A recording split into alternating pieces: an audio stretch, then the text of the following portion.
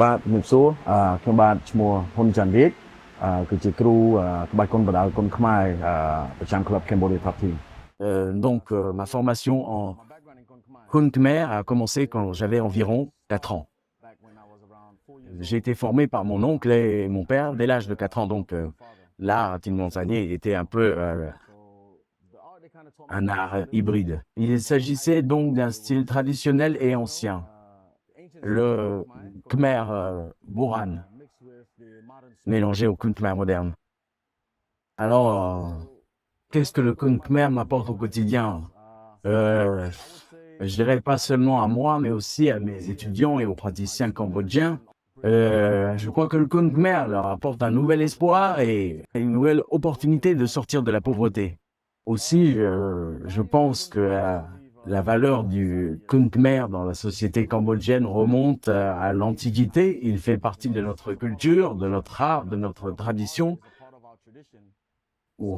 Je crois donc qu'il ne s'agit pas seulement d'un art martial, mais que le principe et la valeur de cet art différenciant notre peuple des autres pays. Vous savez, cela montre la beauté de notre culture, comme dans nos danses traditionnelles. Vous savez, dans notre vie de tous les jours, tout est art martial, tout est art au Cambodge, en Khmer. Je pense que le Khmer a beaucoup évolué depuis l'époque des Khmers rouges. Disons qu'avant les Khmers rouges, le Khmer Boran était une activité quotidienne.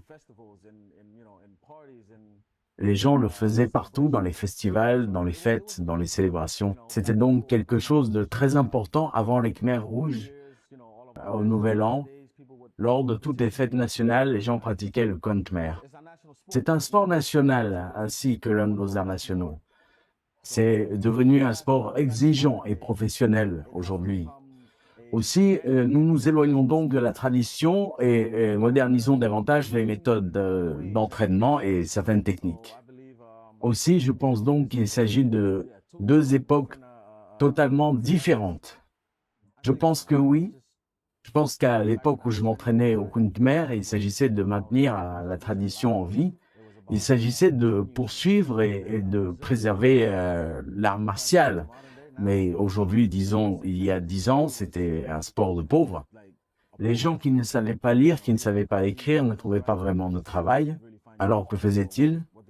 Ils ont commencé à pratiquer le Khmer, à se battre pour de l'argent, pour nourrir leur famille, pour joindre les deux bouts. Mais si l'on avance rapidement jusqu'en 2015, le Khmer est devenu un sport très populaire dans la société cambodgienne. La grande différence réside dans le salaire. Vous savez, les prix sont beaucoup plus importants qu'à l'époque. Le Khmer, pour moi, est une tradition, c'est davantage une culture, mais c'est aussi un sport parce que c'est notre sport national. C'est ce qui fait la beauté du Khmer. Il est à la frontière entre un art national et un sport national. Aussi, la différence pour moi entre le Bokator et le Khmer, c'est que le Khmer moderne est bien plus un sport. Aussi, nous l'avons modernisé avec des règles de gants de boxe et un ring.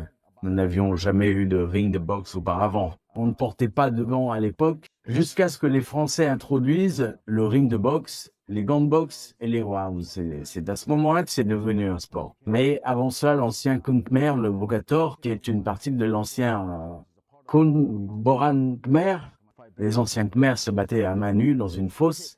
La différence, c'est qu'il s'agit d'un art de champ de bataille, si vous voulez, comme un art martial de champ de bataille, vous savez, juste pour défendre notre pays, pour tuer. Et l'autre est un sport moderne avec des règles, des règlements et des choses comme ça. Aussi, à l'heure actuelle, le Khmer joue un rôle très important dans la société cambodgienne.